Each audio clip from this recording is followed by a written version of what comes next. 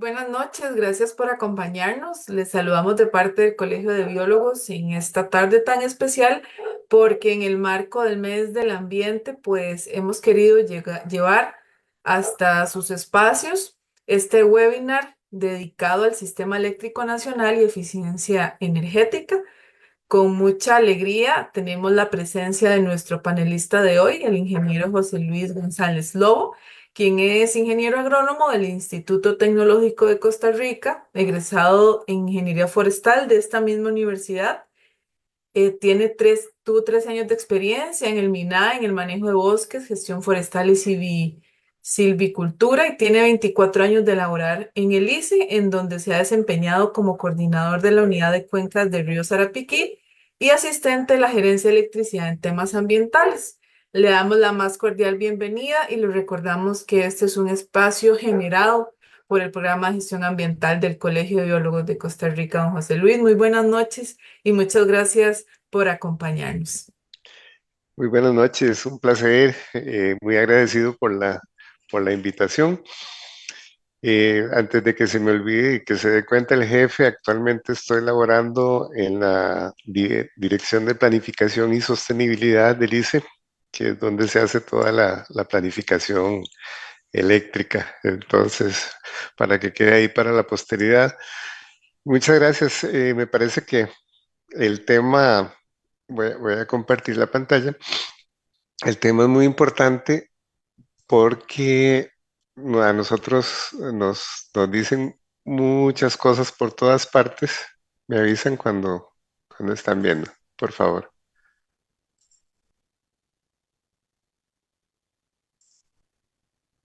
¿Qué tal? Ya se ve, don José Luis, solamente que falta en presentar. Así, correcto. Listo. Listo. Ok. Y entonces vale la pena como que a uno le cuenten de primera mano. Voy a apagar la cámara para que no me quite mucha. Bueno, ahí se quedó. Mucho ancho de banda. Vale la pena, como les decía, que a uno le cuenten la historia sencilla y fácil, porque es un tema tan complejo como uno lo quiera ver. Básicamente lo que queremos es hablar de dos cosas, del Sistema Eléctrico Nacional de Costa Rica y después vamos a ver si nos da chance de hablar de lo que es la parte de eficiencia energética y ahorro energético. Para esta primera parte del sistema eléctrico hay que recordar algunas cosas de, por ejemplo, por qué se creó y cuándo el Instituto Costarricense de Electricidad, la legislación que regula el sector eléctrico en Costa Rica, hablar qué es el sistema eléctrico, los entes reguladores, el mercado eléctrico, ya lo que es propiamente los sistemas de generación y de transmisión y el plan de expansión de la generación eléctrica. Cualquier duda que tengan, por favor, con todo gusto me interrumpen para que no se quede nada por ahí. Bueno, aquí vemos un poquito de historia. El ICE se creó mediante un decreto ley el 8 de abril de 1949 y precisamente el decreto fue el 449. En aquel momento solo el 14% del país tenía acceso a la energía eléctrica. Después de 7 décadas, tenemos casi todo el país cubierto por servicio eléctrico, más del 99%. En el 63 también se le asigna al ICE lo que es el tema del desarrollo de las telecomunicaciones. En el 2008 se formaliza la creación del grupo ICE con el ICE, la Compañía Nacional de Fuerza y Luz y RAXA, que hay unas fotillos de Costa Rica del 1800 y tanto. Esta fue la primera planta que tuvimos nosotros en San José, que era una planta privada, la que abastecía, por decirlo así, al barrio. Y como dato interesante, siempre es importante recordar que Costa Rica fue la tercera ciudad en el mundo con servicio de iluminación. En el mundo, en agosto de 1884, los ticos hacemos cosas increíbles.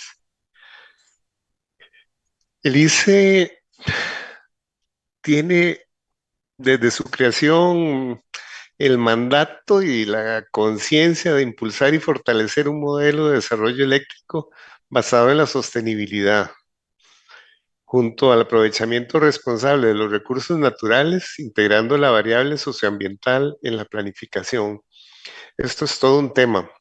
Eh, Dependiendo de las empresas de generación eléctrica, pues a veces interesa mucho el negocio, a veces se nos olvida el ambiente. A Lice le dieron el mandato y el tema de la sostenibilidad y de la protección de los recursos naturales ha estado presente prácticamente desde su creación. La misma ley le dice que hay que cuidar las fuentes de energía hidráulica, proteger los bosques y cosas de este tipo, para que nos vayamos dando una idea de por qué el ICE y la matriz energética es como es. Vean, otro tema interesante. Resulta que hay un montón de legislación que cobija al ICE. Cobija es una palabra muy bonita que lo obliga a su diario que hacer. Ya hablábamos de la creación del ICE, pero aquí hay una ley, la 7200, que autoriza la generación eléctrica autónoma o paralela. Esto es interesante. No es cierto que el ICE sea un monopolio como tal. El ICE tiene la opción de comprar a través de esta ley o de eh, contratar con entes privados cierta cantidad de energía. Bueno, entonces eso, y de hecho hay contratos que le permiten a Alice comprar la energía cuando así lo requiere o lo considere. Otro tema interesante que se nos olvida, Costa Rica está interconectado con Centroamérica. Nosotros podemos comprar y vender electricidad en un mercado eléctrico de América Central. Y hay un tratado marco con un protocolo para que da las normas a seguir. Entonces también hay algunos mitos ahí que Costa Rica regala la electricidad o que la vende al mejor postor. Eso es interesante tenerlo en cuenta. Eso está regulado. Y no es cierto que Costa Rica le apueste a vender energía antes que satisfacer su demanda. Eso está claramente establecido. Hay otro capítulo de otra ley, de la 7508, que le autoriza al ICE la generación eléctrica autónoma o paralela de los proyectos BOT, que es como construir, operar y transferir. El ICE saca al concursos contratos para la generación eléctrica. La empresa que gana el contrato o que gana la licitación lo construye, lo opera y finalmente se lo transfiere al ICE por el tiempo que dure el contrato, 20, 25 años. El año pasado hubo muchas noticias relacionadas con el vencimiento de contratos, que era una fecha que ya empezaban a venderse, entonces ahí se tomaron algunas decisiones en cuáles contratos convenía seguir o no. También a través de esta ley 8345 se le da participación a las cooperativas de electrificación rural y de las empresas de servicios públicos, básicamente en la distribución de energía.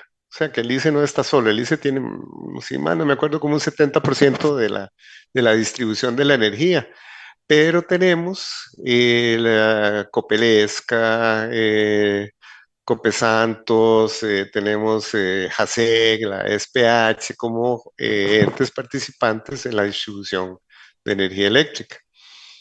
Por ahí en el 2007 se emitió la ley de fortalecimiento de las entidades públicas para telecomunicaciones, le dio cierta flexibilidad al ICE para competir en algunas cosas. Después hay una ley que es otro tema importantísimo. El ICE no se manda solo, hay una autoridad reguladora de los servicios públicos que vigila de cerca el quehacer y el cumplimiento del ICE, y además regula las tarifas. Después hay una ley para el aprovechamiento de las aguas para generación eléctrica que menciona cómo se debe hacer esto a través de concesiones y toda la cosa. Hay un segundo protocolo al tratado que especifica un poquito más cómo va a ser ese mercado eléctrico nacional y hay una regulación de la generación distribuida para autoconsumo. La regulación de la generación distribuida tiene que ver con la posibilidad que tienen los privados de generar su propia energía eléctrica. Sin embargo, en el momento en que requieran conectarse a la red, ya están regulados por la ARECEP.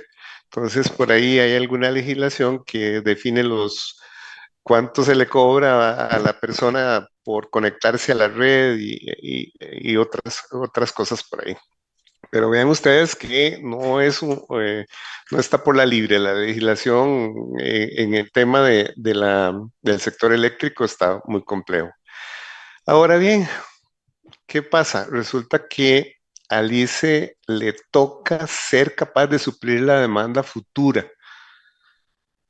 La demanda futura hay que tener una bolita de cristal para saber cuánto va a crecer la demanda en términos sencillos. Bueno, cada vez que hay crecimiento, desarrollo y pongámoslo a nivel de bombillos, que en lugar de tener 100 bombillos, vamos a tener 200 bombillos, el ICE tiene que estar en capacidad de suplir esta demanda.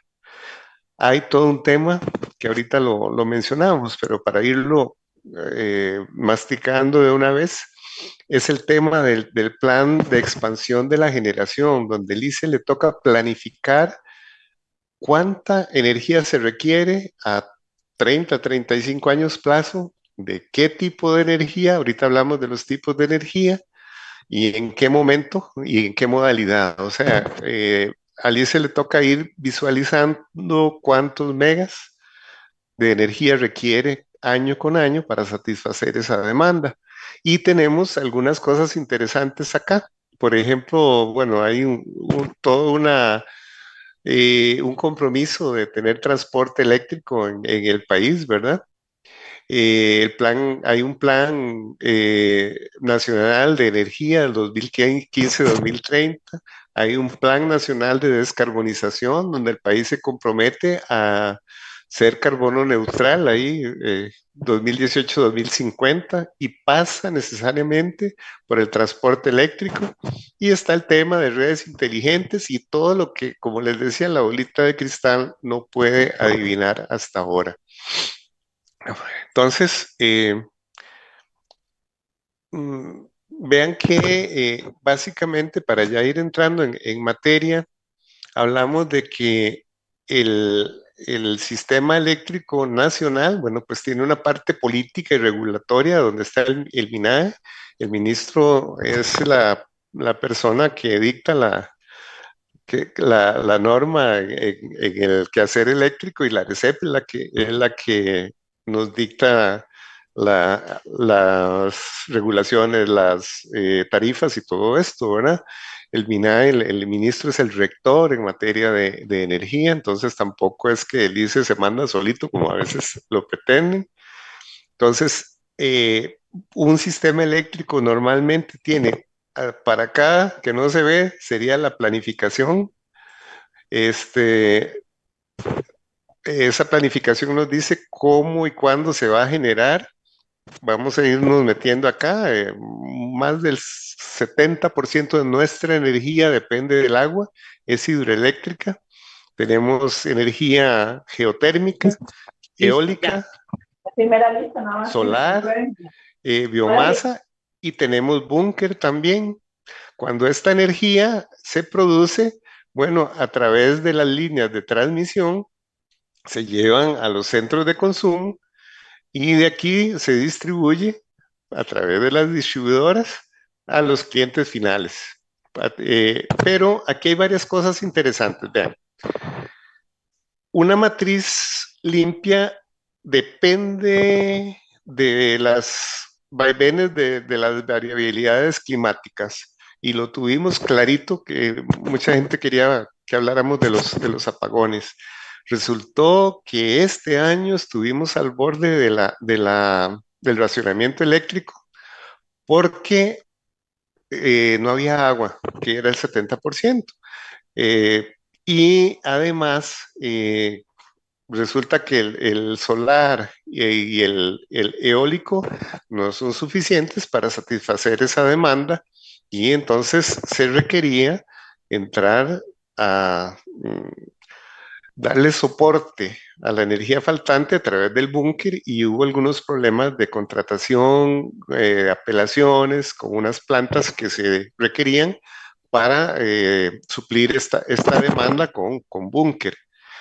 Había posibilidades también de importar energía, pero todo Centroamérica estaba en el mismo problema, con falta de agua. Entonces realmente estuvimos muy cerquita del racionamiento. Eh, Dentro del mercado eléctrico y de la regulación de la electricidad, hay un centro de control de los servicios eléctricos que está ahora en el ICE, que es increíble, esto es como entrar a la NASA. Estos compañeros ven cuánto se va requiriendo de energía eléctrica a la hora, ¿verdad? Hora con hora dicen, bueno, necesitamos más o menos energía, de cuáles plantas, entre la eólica tal, entre la geotérmica tal o salga. Esta es la gente que maneja esto y además hacen los intercambios con el mercado eléctrico regional. Esto es interesante. Ahorita lo vamos a conversar un poquito. ¿Por qué funciona esto así? Bueno, porque la energía eléctrica bueno, se almacena únicamente en las represas. Ahora ya hay desarrollo de baterías, pero todavía no tenemos la cantidad de baterías necesarias para almacenar energía eléctrica. Entonces, cuando hay mucha agua, la guardamos en los embalses, principalmente en Arenal, un poquito en Cachí. Arenal es como bianual, entonces podemos tener agua de un año para el otro, o plurianual. Está Reventazón, está Pirís, está Angostura, pero estos embalses no tienen tanta capacidad de almacenamiento como Arenal. Entonces ahí guardan como de un día para otro, como 2 días máximo, ¿verdad? Y si no se almacena aquí y se genera, pues hay que ver qué se hace. Y normalmente se puede negociar, se puede exportar, cosas de este tipo. Vamos para adelante. Ok. Hablábamos un poquito de que hay entes de regionales para el tema de la administración del mercado eléctrico regional. A veces escuchamos del CIEPAC, el Sistema Interconectado para Centroamérica o Sistema de Interconexión Eléctrico para Centroamérica. Bueno, esto nos permite, con líneas de transmisión que son de reciente construcción relativamente, trasegar energía por todo Centroamérica, ya sea importar o exportar. Hay una comisión regional de interconexión eléctrica que se encarga de regular el mercado. Está el sistema integrado para Centroamérica, ¿verdad? El sistema de la integración centroamericana. Está la CEAC, que es el Consejo de Electrificación de América Central. En fin, hay muchos organismos regulando la calidad, la continuidad del servicio eléctrico y el mercado eléctrico. Ok. Bueno, aquí hay varios temas interesantes. Vean cómo está funcionando el mercado eléctrico a nivel nacional o el sistema eléctrico. Vean, hay un término interesante que es la capacidad instalada. ¿Cuánto tiene el país instalado en máquinas, en plantas de las diferentes que tenemos, ya sea hidroeléctrica, geotérmica, eólica, solar, de bagazo, que se me olvidó mencionar, o de búnker? Bueno, tenemos 3.497.256 megavatios instalados. De repente, bueno, la generación del ICE es un 69%, la privada es un 17% y las distribuidoras nos dan como un 14.3% de electricidad.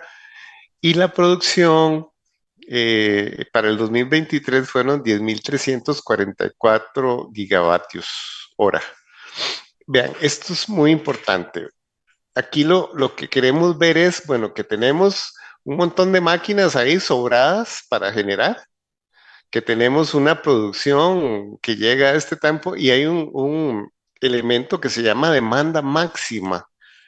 La demanda máxima es el pico más alto de consumo de energía eléctrica que tiene el país.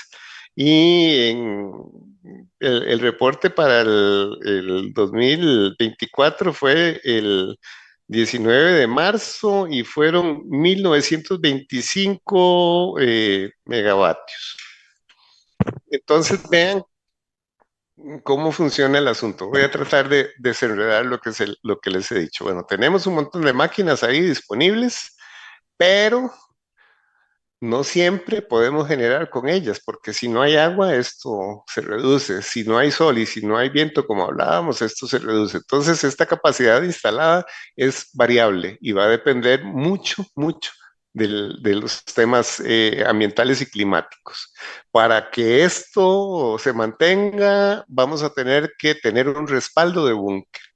No es apropiado decir no voy a volver a generar con búnker o con combustibles, porque en una crisis como la actual o como la que acabamos de sortear, si no hubiéramos tenido la posibilidad de generar con búnker, la cosa hubiera sido peor, ¿verdad?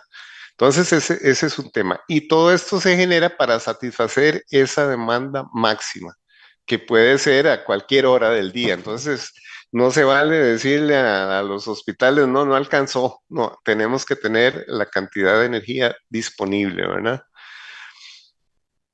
Y aquí viene el tema, el detalle, le apostamos por las fuentes renovables. En el 2023 era como un 94,27% de la generación era básicamente con fuentes renovables.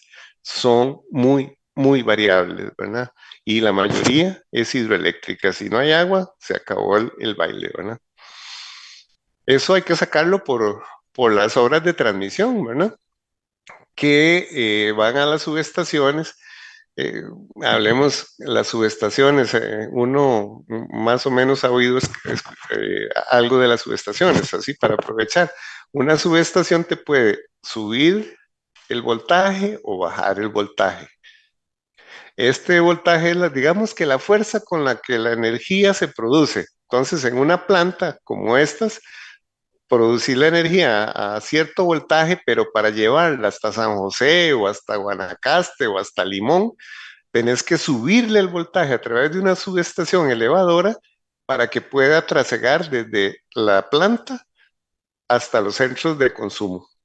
Y después se baja otra vez el voltaje para que nos llegue a 110 o 220 voltios a las casas.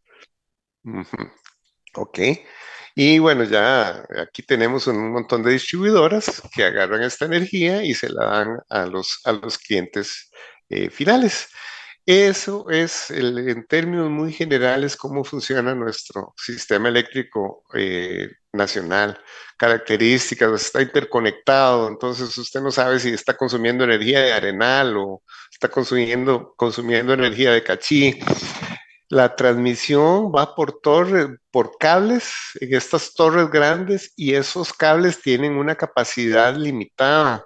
Entonces tampoco puede uno traerse toda la energía de Guanacaste, de Arenal para San José al mismo tiempo por un solo cable porque no abasto. Eso es como, como una tubería. Si excede la capacidad, tenés problemas y puedes echar a perder el equilibrio y causar apagones. Esos son detallillos ahí del sistema eléctrico, ¿no? Y bueno, ahora está mucho con la generación distribuida, que la idea es que ustedes puedan producir su energía en la casa, ya sea solar, una planta eólica o una microcentral, y que lo que les sobre se lo venda o se lo dé a la distribuidora de su casa, como intercambiando para que se le reduzca algo de su tarifa o para que se meta esta energía al sistema eléctrico. En otros países funciona mucho mejor, acá estamos explorando, pero ya hay posibilidades de hacerlo.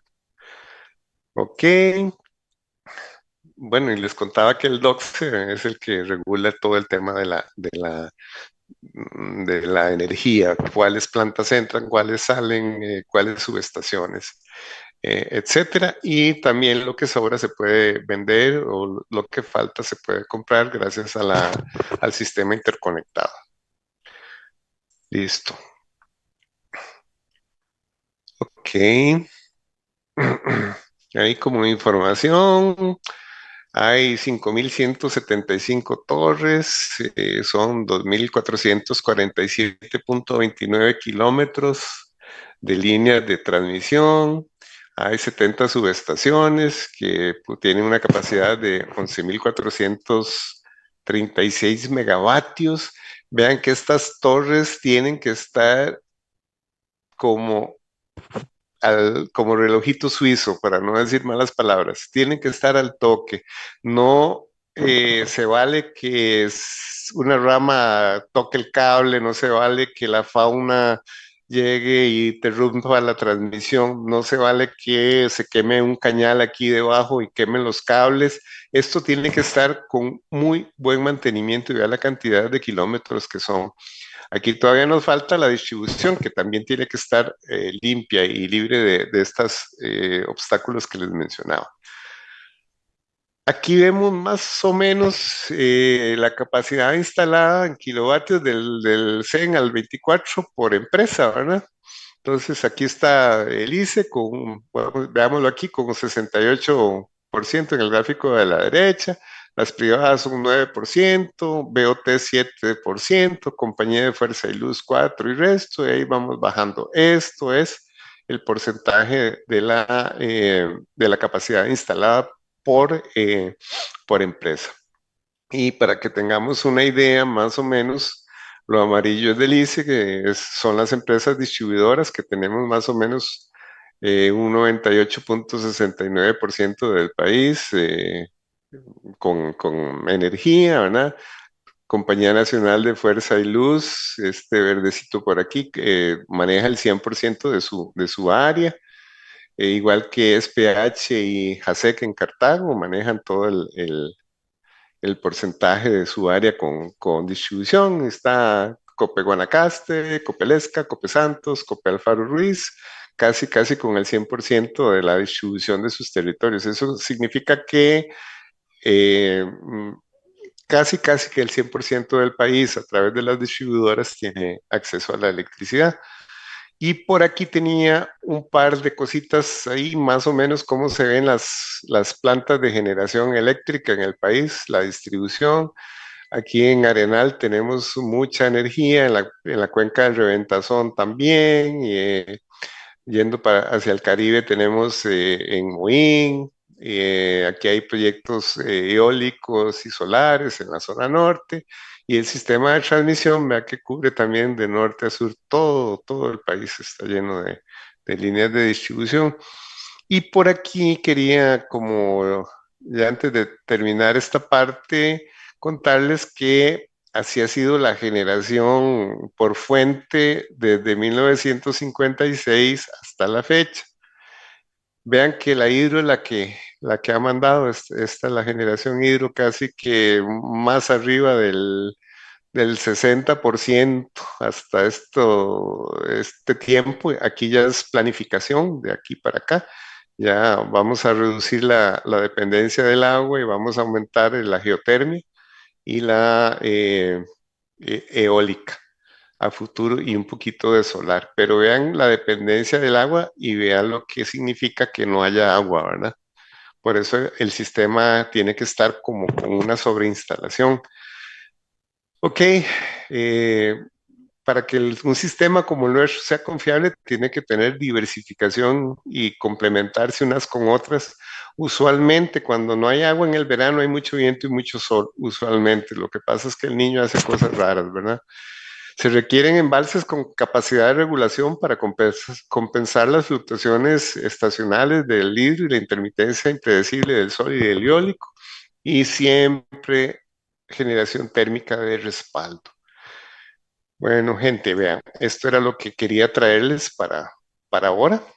Aprovechemos si tienen alguna consulta de esto para pasar a la otra parte de eficiencia energética.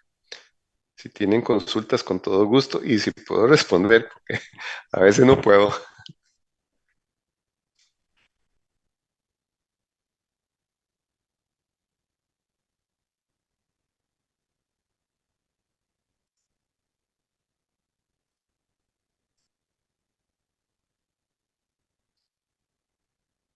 A ver, bueno, si no tienen preguntas, pasamos con la que sigue. Yo tengo una pregunta, Ay, doña Susi. don Buenas José. noches. ¿Cómo me le va? Buenas noches. Gracias, muy bien. José, Dígame. ¿usted nos puede explicar un poquito más a detalle por Sí. qué es que se define, digamos, energía que es base? ¿Cuál es la energía estable y por qué significa que es energía base? ¿Y cuál es la energía que generamos que es más inestable? ¿Y por qué es que uno no puede pensar que es como prender y apagar cosas, ¿verdad? No podemos pensar que cuando no hay suficiente agua, podemos simplemente prender las eólicas y que todo va a funcionar bien, ¿verdad? ¿Usted nos puede explicar con un poquito más de detalle eso de energía base, energía de respaldo y cómo es esa variabilidad tan grande que tienen algunas de esos tipos de energía? Gracias. Gracias, hasta qué preguntilla más interesante. Vean, como dice Susi, hay varias formas de energía del sistema, ¿verdad? Hay una energía que está disponible casi que 24/7. No hay ningún problema, que sería como la geotérmica. Esta energía es muy firme, hay un tema que se llama la disponibilidad, está casi que todo el año disponible, no sufre variaciones dependiendo del clima, de las condiciones atmosféricas, y eso la llamamos energía firme. Dentro de las energías firmes también está la energía hidroeléctrica, pero la energía hidroeléctrica hay varios modelos de generación. Tenemos plantas con embalses de regulación que nos dan energía firme también, y tenemos plantas de generación hidroeléctrica a filo de agua. Eso significa que nada más se genera con lo que pasa por encima del río, ¿verdad? Lo que se puede captar y generar. O sea que cualquier momento del día incluso no hay agua suficiente para generar. Entonces, ese concepto es importantísimo. No se puede tener un sistema ambientalmente estable con las variaciones que tenemos acá. Entonces, eso nos lleva al otro término, Susi, y compañeros y compañeras, que mencionábamos, que es el respaldo. Nosotros podemos tener capacidad para 100 bombillos, pero si dependen del agua, del sol y del viento, puede ser que en determinado momento solo tengamos energía para 50 bombillos. Entonces, los otros 50 hay que alumbrarlos con el respaldo, que usualmente es con hidrocarburos. Después, hay ciertas plantas que requieren para arrancar o para parar mucho tiempo, ¿no? Como decía Susi, no es que voy a apretar el botón de una eólica para que empiece a generar. Normalmente esto lo conseguimos con plantas que trabajan con hidrocarburos o con plantas hidroeléctricas de regulación. Entonces están como más disponibles, más fácil de que entren a trabajar. Porque de lo contrario hay que darles el tiempo que requieren para poder entrarlo, y hay que planificarlo, y es muy complicado. Entonces, también disponemos de la energía de Centroamérica, que a veces está y a veces no está. Podría ser como respaldo también. No sé, Susi, si te quedó claro esto. Perfecto, sí, José, clarísimo. Ujú. Muchas gracias. Ok, ¿alguna otra duda? Con gusto. En el chat hay una consulta. Don José Luis Usted, no se la puede ver. vamos a ver. Ah, bueno, sí, yo tengo acceso. Vamos a ver. Dice, ¿cuál es la estimación a futuro de... A ver. de ampliar la red eléctrica alimentada con paneles solares y eólico. Esto para reducir la dependencia de fósiles y represamiento de más ríos. Ok, a ver, les puedo chismear, les puedo chismear. En la, vamos a verlo para acá. A ver si lo logro. Voy a compartir de nuevo. Me avisan compartir esta de aquí. Ta, ta, ta.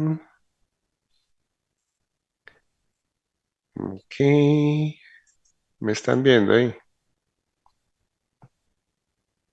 ¿Están viendo esta? No, no, no se puede mirar, disculpa. Ok. Si uno le da a compartir, como que sí, ¿verdad? ¿Ahora? Ahora sí. Ok. Gracias por esa consulta. Vean, aquí estábamos hablando de las, digamos que las represas grandes y la generación hidroeléctrica. Y aquí empieza a descender y aquí estaríamos en el 22 y en el 24. Y vean ustedes que la dependencia del agua va para abajo aquí, hasta el 2040, que es más o menos el plan de expansión de la generación. Entonces, a partir del 2024 estaríamos hablando de que se va a continuar un poquito con geotermia, que es este, y se está privilegiando eólico y solar. Esta sería la respuesta, ¿verdad? A ver, en este momento no se le puede dar como el detalle de cuántos y dónde y esto, porque esto es muy variable en el plan de expansión, pero sí se está apostando y ahí lo vamos a ver. Incluso la semana pasada ya el ICE contrató algunos cuantos megas de plantas solares, precisamente para ir cambiando esta dependencia de esto. Y en cuanto a las grandes represas y puñica, hace rato que los países en general y Costa Rica en particular prefieren andar largo de la construcción de nuevos proyectos grandes. No puedo decirte que de repente no se ocupe y que salga algo por ahí por la necesidad, pero la idea es más apostar a estas otras energías que están acá en la cola. Listo. No sé si hay alguna otra duda por ahí.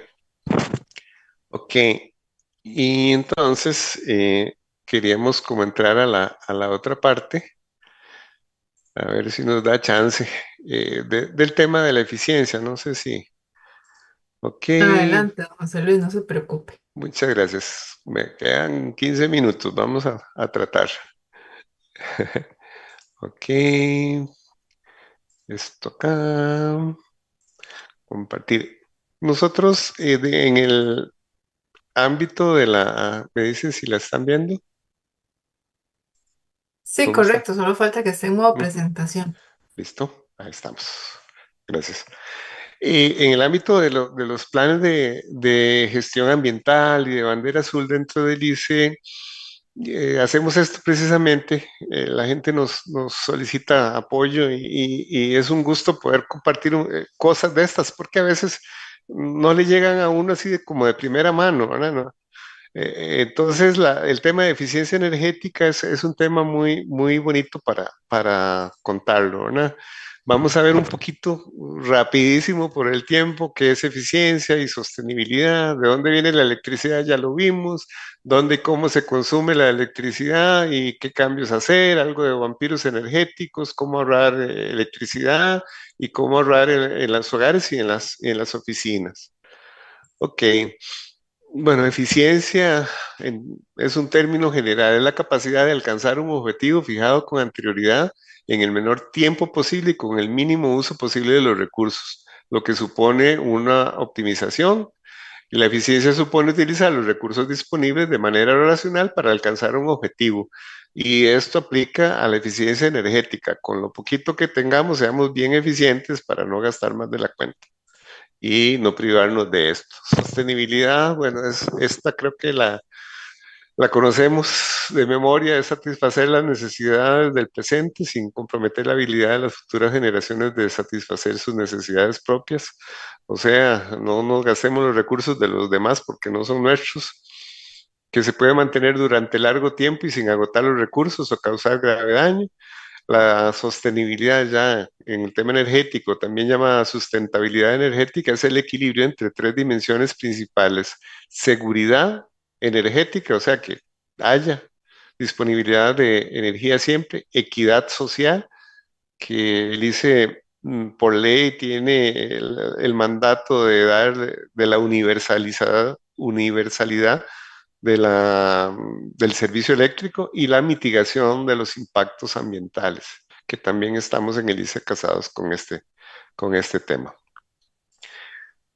Bueno, el sistema eléctrico, perdón, ya lo vimos, ¿verdad? Se planifica, se genera, se transmite y se distribuye. No voy a detenerme ahí porque ya lo vimos. Aquí básicamente es cómo se distribuye. Veamos que la hidro, como veíamos antes, en este caso en el 22 fue como un 75% y la geotérmica un 12%. Eso varía según salgan o entren nuevas plantas. Esto también ya lo habíamos visto, que hay una cobertura del 99.4, que habíamos batido récords en un montón de días sin generar térmico hasta que llegó Don Niño y nos hizo una trastada, ¿verdad? La capacidad instalada renovable es de 86.5, ¿verdad? 87 por ahí, capacidad instalada, no necesariamente disponible, ¿verdad? Bueno, aquí, ¿cómo se distribuye el consumo? Interesante, el 44% de la energía lo consumen las residencias, un 4% alumbrado público, grandes industriales un 8%, industrial menor 15% y otros o general un 29%. Pero vea que en la casa es donde se consume casi que la mitad de la energía eléctrica del sector. Ok, eh, perdón. En los hogares y oficinas, ¿cómo distribuimos el asunto? Esto es interesante porque a veces uno no se lo dibujan así. Resulta que en la casa el 31% se lo lleva la refrigeradora, la refrigeración. El calentamiento de agua anda por un 14% y resto, entretenimiento un 16%, cocción un 15%, iluminación un 11%, lavado un 4%, aplanchado 1.26 y otro. Pero vean qué interesante, si ve uno este queque, uno dice, entrémosle a refrigeración, entrémosle a cocción y otros por ahí, a ver cómo le llegamos, ¿verdad? Ok, en las oficinas el tema es otro. Airecitos acondicionados, casi la mitad. El tema de los equipos de cómputo u ofimática, casi un 29%. Iluminación, un 11.61%. Alimentos y bombeo, un poquito menos. Pero aquí es donde uno podría pensar dentro de la gestión ambiental o de la gestión de la electricidad, de cómo llevar a cabo algunas actividades ahí. Aquí hay unos términos que no me los pude brincar, que es la potencia eléctrica. Bueno, se mide en kilovatios y es la velocidad de transferencia de energía a un equipo o proceso. Es un valor fijo y está asociado a la placa del equipo. Ahí le dicen a uno, bueno, es de tantos kilovatios, esa es la potencia. Pero la energía es el consumo de un equipo durante un tiempo definido y a una potencia determinada. Es esta potencia, pero por tiempo, por hora, por mes o por año. Usualmente hablamos de kilovatios hora. Entonces la energía, kilovatio hora, es simplemente potencia por el tiempo. Eso es importante porque ahí hace uno cálculos, ¿verdad? ¿Cuánto gasto con una bombilla que está encendida durante tanto tiempo? ¿O cuánto me gasta la ducha por usarla tanto tiempo? No puede ser el guataje de la ducha, sino el guataje por el tiempo para ver el consumo. Ok, vean, uno calcula la energía eléctrica, ¿verdad? 5 bombillos de 75 watts me van a, la potencia es 75 por 4 horas me van a gastar 1500 kilovatios, ¿verdad? por día, o por mes son 45,000. En cambio, dos bombillas de 60 y vienen 60 por una hora, y ahí vas sacándole el consumo a los artefactos eléctricos. Aquí está el horno de microondas que tiene 1200, no se usa tanto, son media hora o 30 minutos al día, son 60 vatios hora, ¿verdad? Eh, y punto 6, y de repente gastamos más en iluminación con bombillos de 75 que en un microondas. Entonces, lo que les decía es para poder calcular cuánto se consume cada electrodoméstico, ¿verdad? Tomando en cuenta el tiempo. Otra cosa importantísima, etiquetas. Las etiquetas nos dicen, bueno, vienen adheridas a los electrodomésticos nuevos y contiene información del producto. La refrigeración doméstica, bueno, perdón, en el caso de las refrigeradoras, la información contenida es una descripción del equipo, el modelo, el tipo de descongelación, el volumen útil, consumo de energía y otros datos.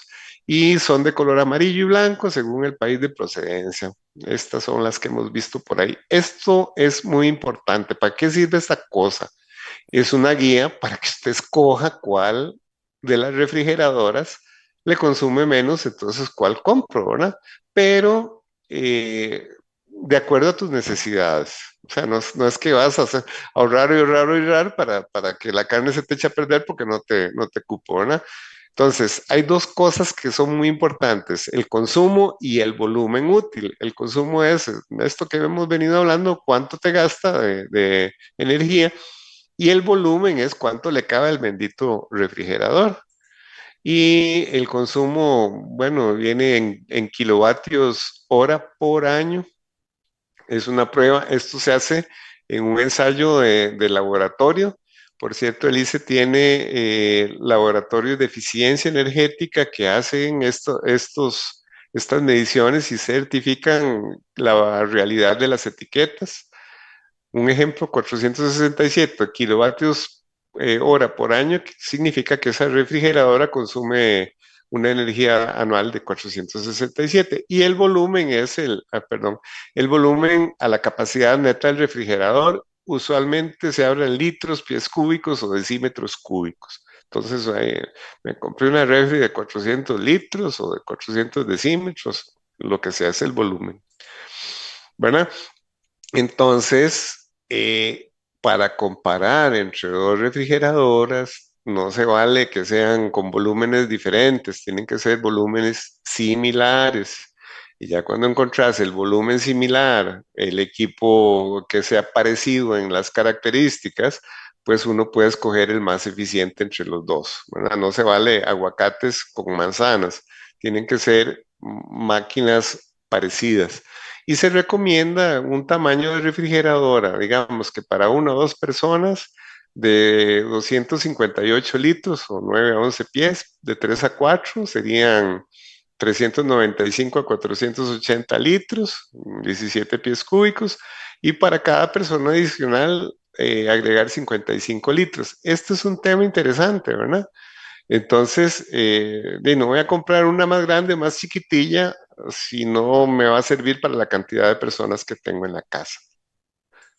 Y la bendita etiqueta, entonces te dice que, bueno, es un tipo de refrigeradora, es convencional y convencional, ¿verdad? El volumen es similar, 275 y 274, y lo que varía es el consumo.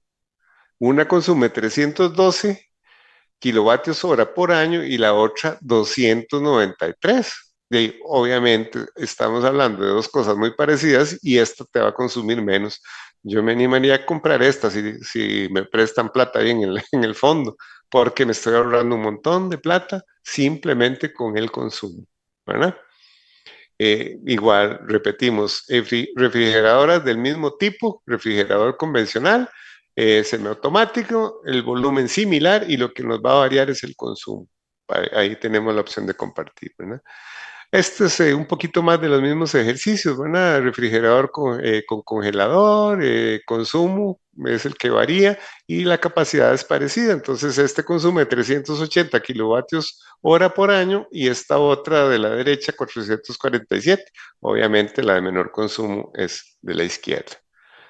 Y por ahí, entonces, ya tenemos como el truquillo de cómo comprar o comparar refrigeradoras. Hay otro tema interesante que son los sellos de eficiencia energética que identifican los equipos como eficientes. Entonces, cuando uno ve equipos con estos sellos, Energy Star, este otro que no sé cuál es, o el de Lice, Energice, uno dice, bueno, aquí alguien trabajó en el tema de consumo y me está dando un sello que me garantiza el consumo de energía. En el ICE dice que con solo una estrellita amarilla se garantiza un ahorro adicional del 5%, con 2 un 10, con 3 un 15 y con 4 un ahorro adicional del 20%, ¿verdad? A mayor cantidad de estrellas hay más eficiencia en el consumo. Vamos a ver. Ok, aquí hay otro tema interesante. Vean, las tarifas eléctricas del sector residencial son diferentes según la hora del día. Hay una hora pico, hay una hora valle y hay una hora nocturna. En la hora punta es donde la tarifa es más alta, y va de las 10 de 01 a las 13 horas y de las 18 a las 10 horas.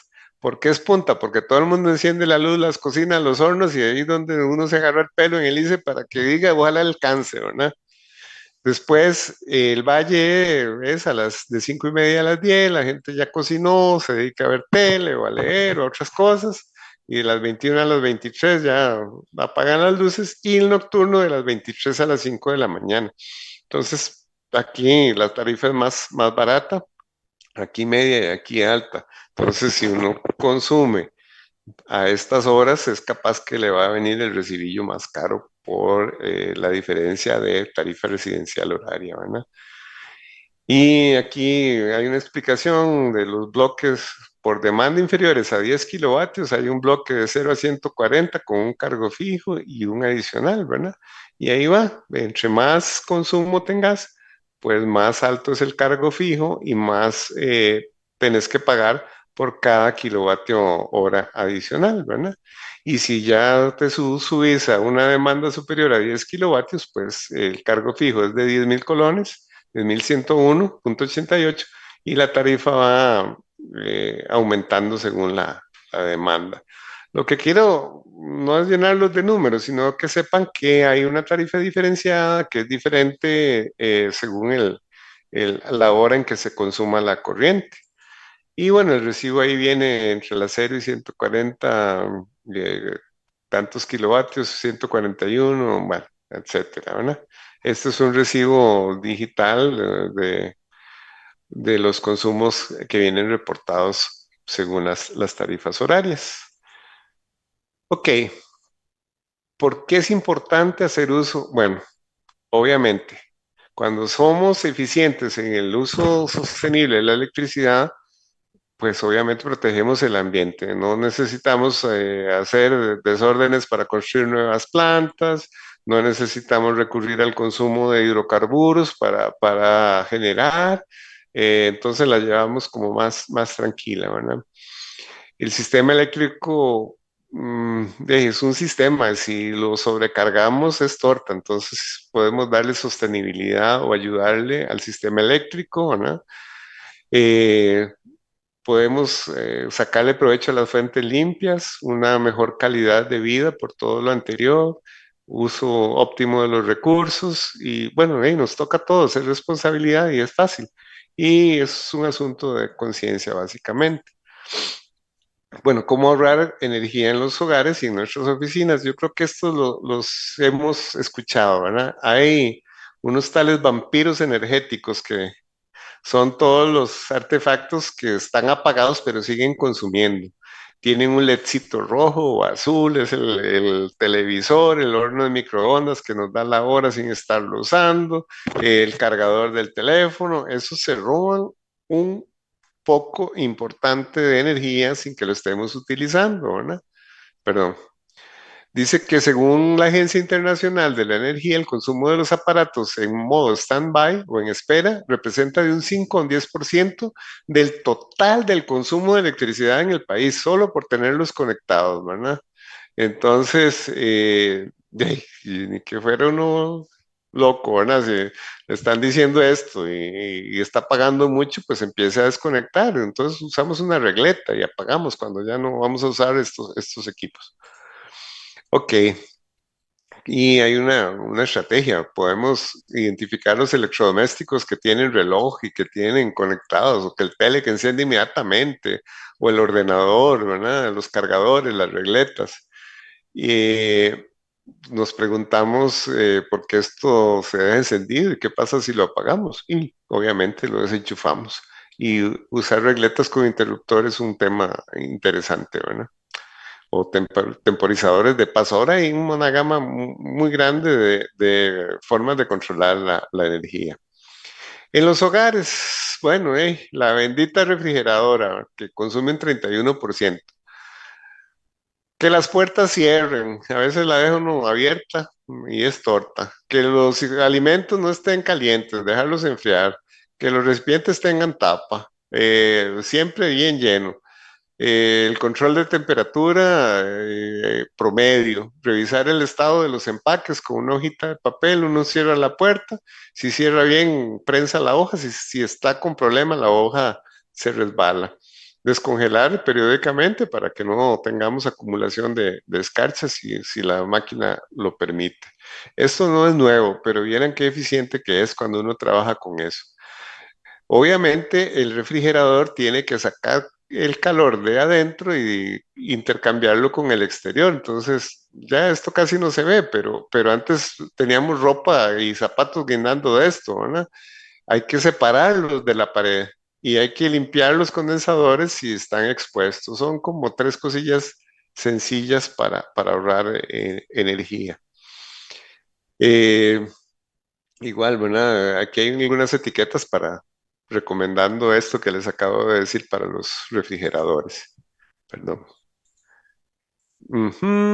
Bueno, el uso de las etiquetas, revisémoslas, ya sabemos cómo, ¿verdad? Entonces, veamos los consumos energéticos y si nos sirve el consumo menor, perfecto. La cocinada es un 15% del consumo, ¿verdad? Entonces, las ollas del mismo tamaño del disco, ni más chiquititas ni más grandes para que sea eficiente, que estén secos los fondos, que las ollas no estén cóncavas o convexas, sino que estén planitas, ¿verdad? El calor residual, dejamos el arroz, lo desconectamos y ahí revienta solo con el calorcillo, ¿verdad? Ojalá con ollas de acero inoxidable, que se utilice para cocinar, no para calentar. No abrir la puerta del horno innecesariamente cuando estamos haciendo queques, ¿verdad? Y hornear, ojalá grandes cantidades para aprovechar.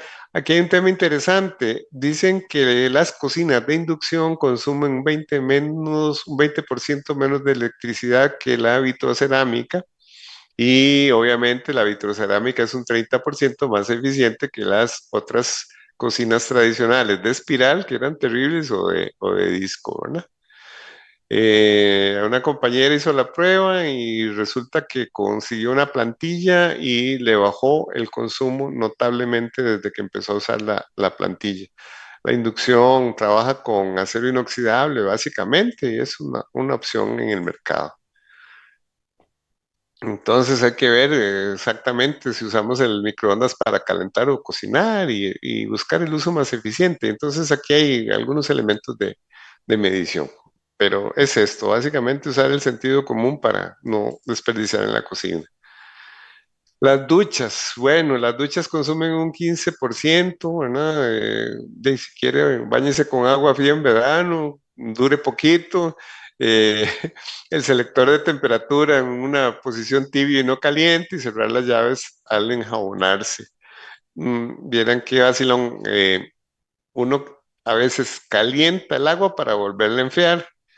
Entonces pone uno el agua hirviendo y después abre el tubo de agua fría para que le llegue tibio, ¿verdad? Entonces estás desperdiciando energía en eso. Mejor usarlo en la posición tibia en vez de usarlo en la posición caliente. Lo mismo en los tanques, ¿verdad? Los tanques estos son terribles, consumen mucho, ¿verdad? Entre más largo esté de la ducha, más pierde una energía. Ojalá aislarlo para que tenga el efecto eterno, ¿verdad? Tener un timer o un contador de tiempo para ponerlo solamente 1 hora al día y cerrar la llave al enjabonarse. Es parte de lo mismo. La bendita plancha. Yo creo que ya no se usa, dijo mi abuelita, ¿verdad? Clasificar la ropa según la temperatura, aprovechar calor residual, limpia la planchita, que esté lista para usarse. Si son a vapor, utilícenlo. No usarla en horas pico, como hablábamos, ¿verdad? Entre más cantidad de ropa planche, mejor, y no use la plancha para secar ropa. Voy rápido por el tema del tiempo, ahí me disculpo, pero bueno, ya casi, ya me pasé, ¿verdad? Los bombillos, así muy rápido, un bombillo de estos incandescente, si lo cambiamos por un fluorescente compacto, ahorramos un 78%. Y el bombillo LED ahorra un 45% más que un fluorescente compacto y un 86% más que un bombillo incandescente. Entonces, de ahí están las manos. Y tienden a ser más durables los bombillos LEDs que cualquiera de los otros.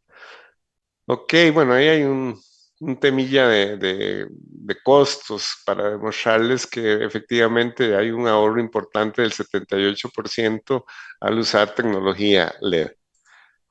Y bueno, los colores para la iluminación, ¿verdad? Y preferiblemente tener paredes blancas o colores claros para no ocupar tanta luz artificial. En la oficina, bueno, no encienda las luces si no las ocupa, apague las luces que no utilice, la ventilación natural en lugar del aire acondicionado, no deje las puertas abiertas cuando estás con el aire, con el sistema de calefacción, no haga tiraje de impresiones aislados, ojalá usar dos caras y un montón al mismo tiempo. eh, Ajustar el brillo de la pantalla, fondos oscuros o pantallas negros, que se apaguen a los 10 minutos, apagar la pantalla del monitor. Bueno, cuando uno sale, apaga el monitor si no lo está usando, ¿verdad? No usar los ascensores queman energía que da gusto, ¿verdad? Que los nuevos equipos tengan el sellito de ahorro, ¿verdad? Cosas generales, pero que todo esto suma. Disculpen que vaya corriendo, pero apúntenlas por ahí. Esto que lo vimos ahí, apagar el monitor, usar un protector de pantalla negro, apagar la regleta, que el equipo se mantenga fresco y ventilado, limpiar el monitor y el equipo de polvo, tener ojalá impresoras compartidas y los equipos auxiliares, si no lo estás utilizando, pues apagarlos. Eh, un monitor en 1 hora de almuerzo le ahorra 35 kilovatios hora por mes y que con eso alumbramos una casa por un mes. Entonces yo creo que es cuestión de justicia. Los aires acondicionados, hay que usar un ventilador, ventilación natural, de ser posible. Ojalá no más no menos de 24 grados. En el ICE nos lo dieron por norma. Mantener puertas y ventanas cerradas.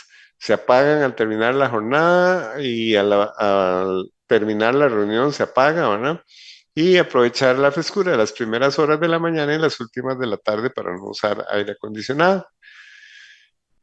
Ok, rapidito. Ahorrar no significa privarse de comodidades. Si usted ocupa la corriente, úsela.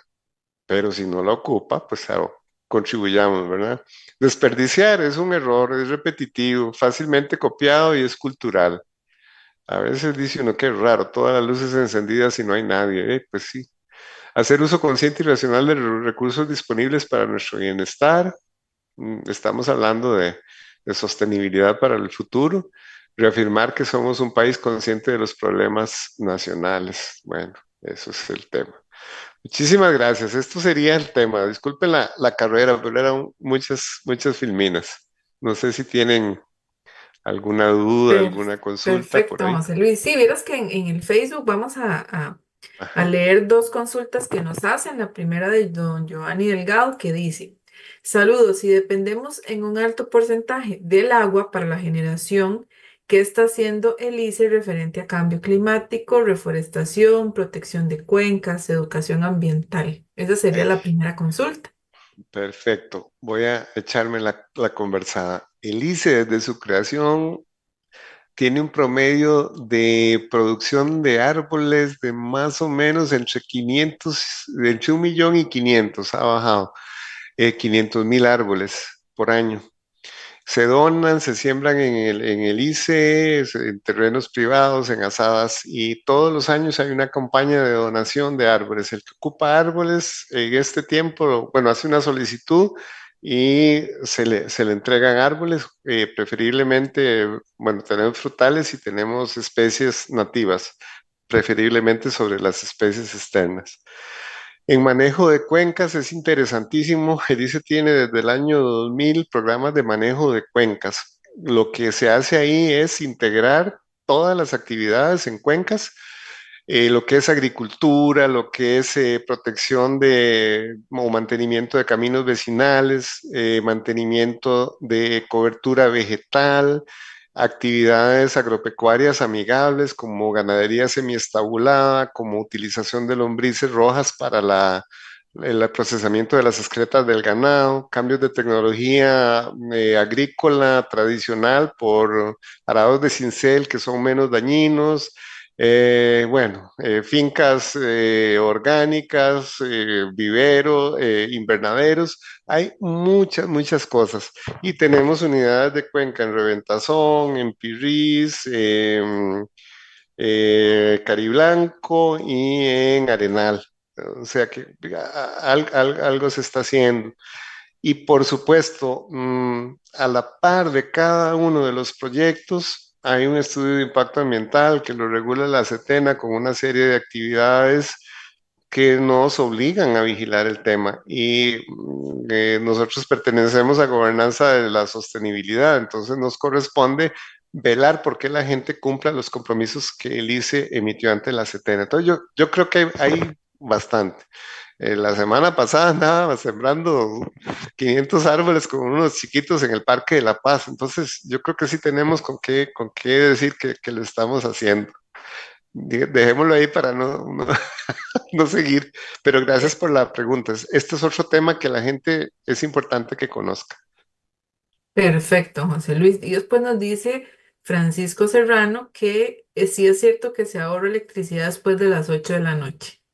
Sí, les explicaba que hay horas pico y horas valle y nocturna, ¿verdad? Entonces, en la noche ya no hay tanta gente consumiendo, entonces no hay tanta demanda. Efectivamente, dependiendo de la distribuidora, debería ser más barata la electricidad en la noche. Correcto.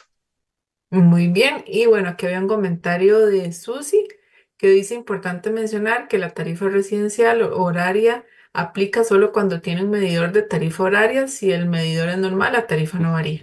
Gracias, Su. Importantísimo. Sí, sí. Hay que hacer la gestión para que le pongan a uno un medidor para cálculo horario. Gracias. Exactamente. Ya no hay más consultas, don José Luis, más bien hay agradecimientos. Y bueno, nos gustaría que cerremos con un mensaje final suyo, este espacio que sin duda ha sido muy valioso para todas las personas que lo han estado escuchando y viendo. Bueno, igual que al principio, muchas gracias por ofrecer la posibilidad de conversar sobre este tema, ¿verdad? Yo creo que ya llegó el tiempo de que el compromiso es personal, ya no es, si yo no lo hago ahora, ¿quién lo hace? No, tenemos que hacer cosas por el ambiente. Cualquier cosa de esta suma, ojalá que sea suficiente, no lo creo. Hay que seguir con los temas de reciclaje, con la reducción de las emisiones, con el tema de la educación ambiental, con la unión entre instituciones, entre ONGs y el trabajo conjunto, porque solitos no salimos. Máxime que Costa Rica es una cosita muy chiquitita en el mundo, lo que nos toca es dar el buen ejemplo y a veces le da a uno miedo perder el rumbo.